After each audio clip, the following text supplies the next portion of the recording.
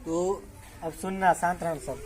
मोमबत्ती जल रहा है और जैसे ही इसको इस बर्तन से हम ढकेंगे तो यह बुझ जाएगा। इसका क्या मतलब हुआ कि कोई भी चीज जलने के लिए ऑक्सीजन की आवश्यकता होती है। विदाउट ऑक्सीजन कोई भी चीज नहीं चलेगा, चाहे दुनिया का कोई भी चीज हो। जलने के लिए ऑक्सीजन आवश्यक है हर हाल में। अभी देखिए जल रहा है, ऑक्सीजन इसको मिल रहा है चारों तरफ से। अब जैसे ही इसको बंद करेंगे तो यह बुझ जाएगा, लेकिन पानी को भी ऊपर खींचेगा, क्योंकि हम लोग जानते हैं कि जल में भी क्या है, H2O, ऑक्सीजन का मात्रा है। तो यह जलने के लिए ऑक्सीजन को खींचेगा ऊपर, जिसके साथ पानी भी ऊपर आएगा। तो देखिएगा कैसे आएगा।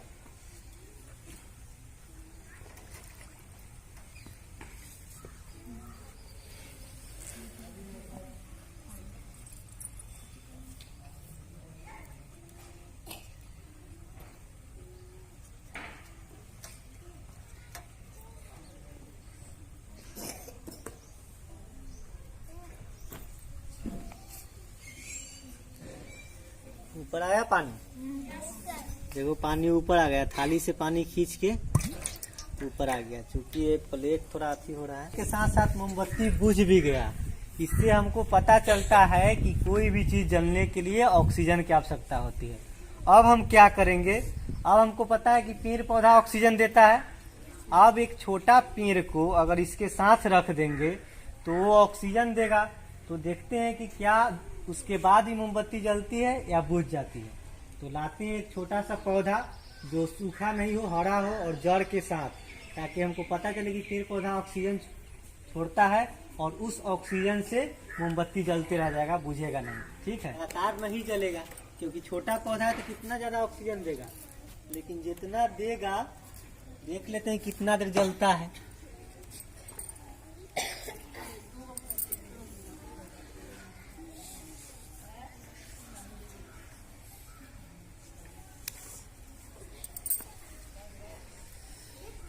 बोलते हैं।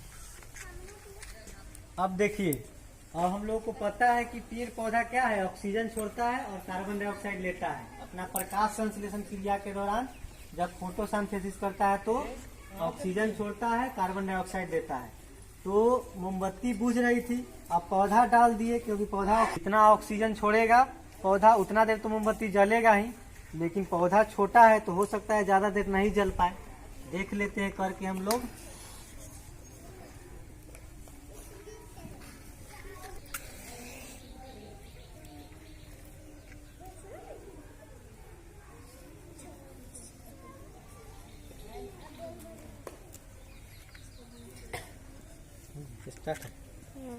अब इसको ढकते हैं कि कितना देर जल पाता है इस पौधे को ऑक्सीजन से। ठीक है, देखते हैं।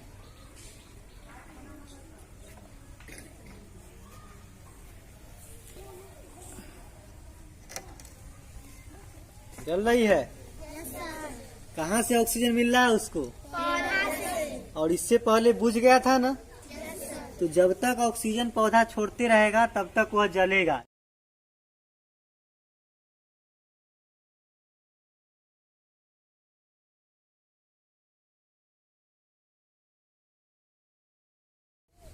इसमें भी ये सब हरा नहीं है। देखिए, हरा पौधा से ही क्लोरोफिल का, जिस पौधे के पत्तियों में क्लोरोफिल होगा वही ना प्रकाश संश्लेषण की क्रिया करेगा।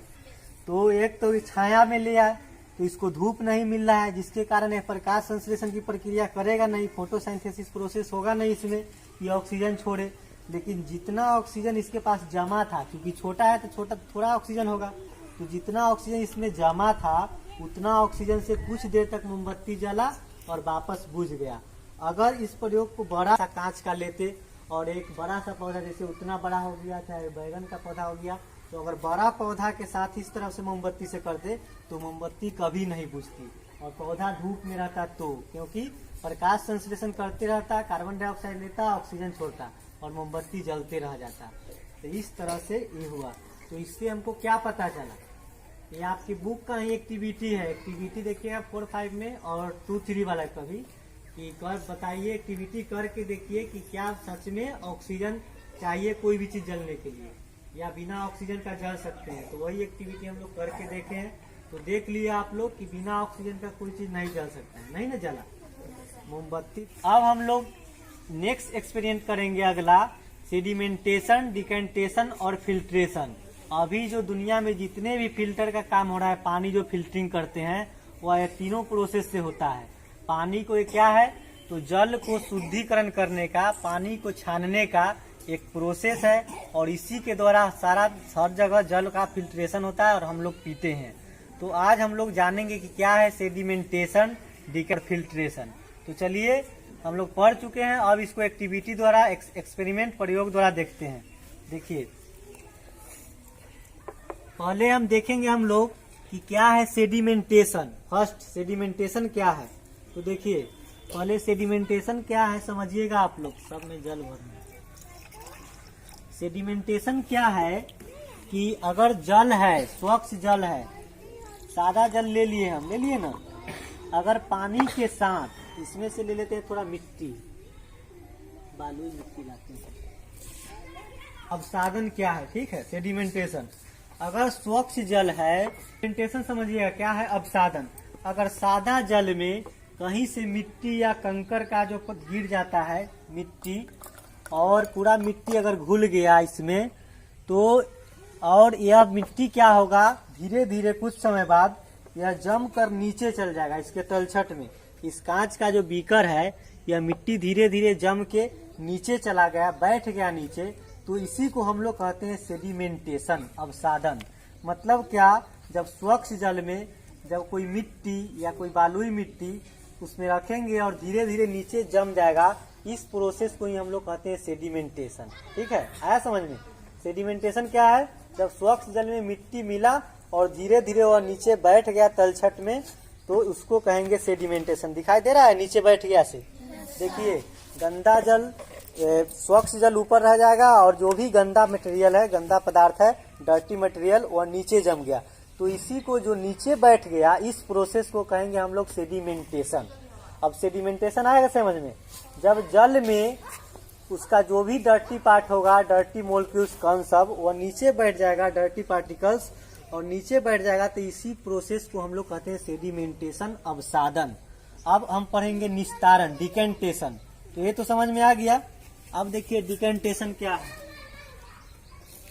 तो सेडिमेंटेशन है जब जल के नीचे बैठ गया डर्टी पार्टिकल, ठीक है, जब अवसाद। अब सेडिमेंटेशन को अब हम लोग पढ़ेंगे डिकेंटेशन। सेडिमेंटेशन समझ में आ गया सबको? Yes sir. हाँ, अगर कोई सवाल होगा, क्वेश्चन होगा तो पूछिएगा आप लोग। अब चलिए, अब ये सेडिमेंटेशन हो गया। क्या है कि जब गंदे पदार्थ पानी के नीचे अवसाद के रूप में बैठ जाते हैं, जम जाते हैं, इस प्रोसेस को हम लोग कहते हैं सेडिमेंटेशन।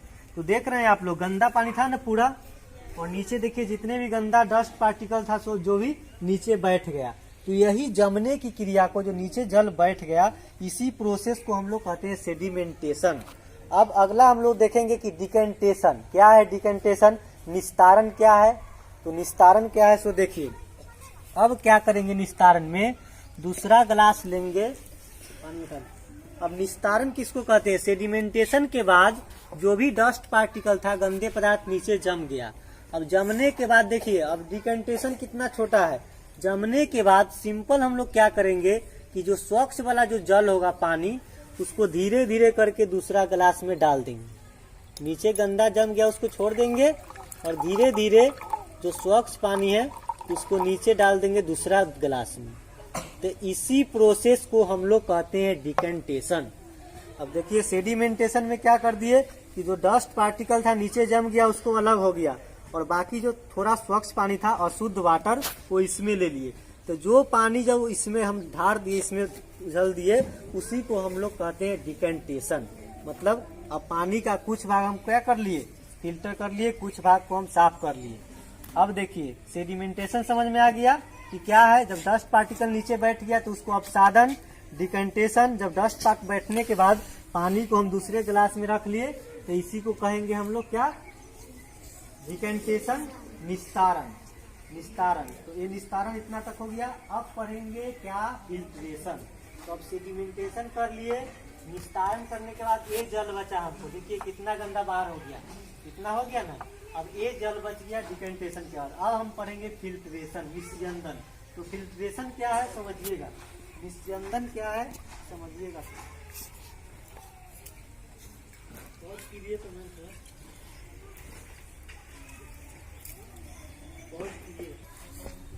तो अब देखिए सेडिमेंटेशन कर लिए हम लोग, जो जल जम गया उसमें गंदा नीचे, उसको अलग कर लिए जल को, तो उसी को हम लोग कहते हैं डिकेंटेशन।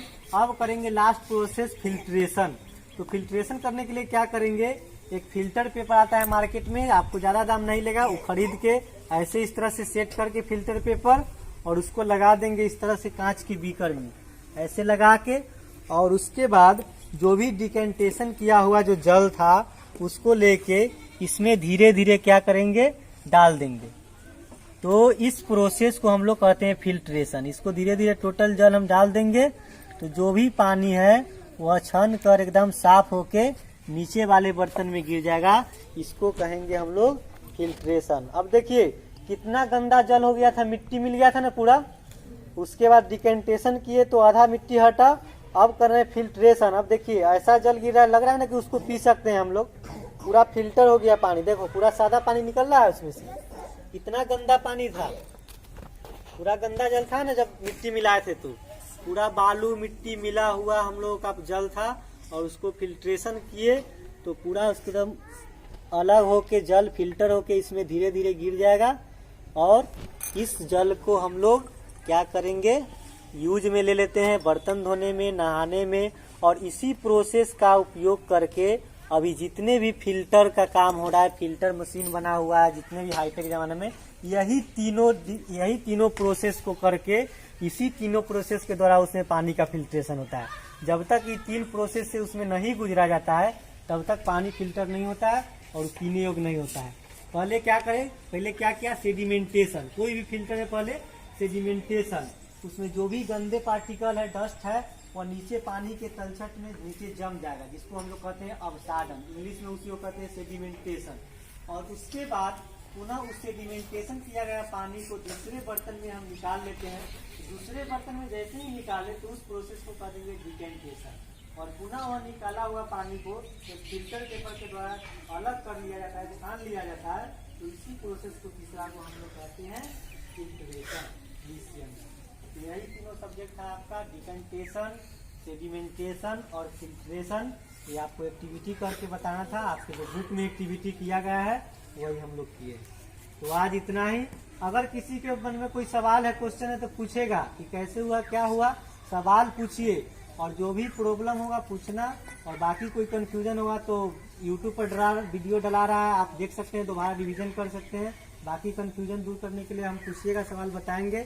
और अगले दिन हम लोग डिस्टिलेशन के बारे में पढ़ेंगे, और उसको एक एक्टिविटी करके प्रयोग द्वारा, एक्सपेरिमेंट द्वारा बताएंगे कि क्या है डिस्टिलेशन और कैसे इसका प्रोसेस होता है। तब तक आज के लिए इतना ही, स्टॉप करते हैं सर। हम लोग पढ़े थे एयर प्रेशर के बारे में, एक्टिविटी में भी आप लोग को बताया गया था, गिलास के ऊपर ऐसे डालकर। तो हम लोग देखेंगे कैसे एयर प्रेशर, अपना एयर कैसे प्रेशर बनाता है और कोई चीज को अपने अंदर खींच लेता है, खिंचाव हो जाता है। और अभी बड़े बड़े टेक्नोलॉजी जो आए हैं वो एयर प्रेशर पर है, जेसीबी, ट्रैक्टर का ढाला उठ रहा है, सब एयर प्रेशर के कारण। तो वही देखेंगे कि कैसे अपना एयर प्रेशर बनाता है। देखिए ग्लास है और इस पर एक पेपर रख दिए, तो इससे क्या हुआ कि चारों तरफ से वो ढक गया, अपना एयर प्रेशर बना लिया। अब इसमें पानी भरा हुआ था, देखे थे ना, पानी भरा हुआ था। अब इसको अगर पलट भी देते हैं तो यह पानी नहीं गिरेगा। क्यों? क्योंकि पानी गिरने के लिए कहीं से न कहीं से एयर का जाना चाहिए, और चारों तरफ से एयर ही बंद हो गया तो पानी गिरेगा कैसे? अपना प्रेशर से एयर पानी को ऊपरे ही रखे रहता है। एयर में इतना शक्ति है कि जल को भी अपना बस में कर लेता है। देखो ऐसे कर दिए, हम छोड़ेंगे तो पानी गिरेगा? नहीं गिर रहा है, ऊपर पानी था ना भरा हुआ। देखो एयर में कितना पावर है कि पानी पूरा भरा हुआ है, एक छोटा सा पेपर इसमें चिपक गया तो पानी को, शक्ति को कम कर दिया। तो ये है एयर प्रेशर का। इसीलिए बड़े बड़े डिवाइस में एयर प्रेशर के द्वारा बड़ा बड़ा भारी सामान भी उठा लिया जाता है। ऐसा नहीं कि इसमें पानी नहीं है, देखो अब हटाएंगे तो पानी गिर जाएगा।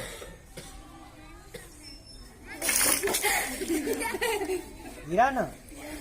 देखो एयर में कितना पावर है कि बस एक छोटे से पेपर से इतना सारा पानी को कैप्चर कर लिया और नहीं आने दिया। तो इसी को हम लोग कहते हैं एयर प्रेशर, वायु दाब, जिसके सहायता से आज बड़े बड़े डिवाइस को, बड़े बड़े भारी सामानों को उठा लिया जाता है और बड़ा बड़ा मशीन इस पर आधारित काम कर रहा है। ठीक है, तो अगले दिन हम लोग नेक्स्ट एक्सपेरिमेंट के साथ आएंगे और जो भी पढ़ाई होगा अब एक्सपेरिमेंट के साथ। पहले चैप्टर पढ़ेंगे, जो क्वेश्चन होगा पूछना, और तब भी ना समझ में आए तो प्रयोग करेंगे, एक्सपेरिमेंट करेंगे, एक्टिविटी करेंगे और उसके द्वारा हमको समझ में आ जाएगा। और फिर भी ना समझ में आए तो घर पे जाके हम यूट्यूब पर वीडियो डाल दे रहे हैं, दोबारा देख लेना तो एकदम अच्छी तरह समझ में आएगा। और ये पढ़ाई जो आप लोग पढ़िएगा वो पूरे जीवन में नहीं भूलिएगा कभी भी। ऐसा नहीं कि आप लोग क्लास का है, 9th में जाइए वहाँ भी पढ़ना है सेडिमेंटेशन डिकंटेशन, 10th में पढ़ना है, 11th में पढ़ना है, 12th में पढ़ना है, तो ये कभी जान नहीं छोड़ेगा। इसलिए हम लोग अभी समझ में आ गया तो अब इंटर में आए, BA में आए, 10th में आए, सब तक लिख के आ जाएंगे। लिखेंगे कि नहीं? जो देखे तो वो तो लिख सकते हैं।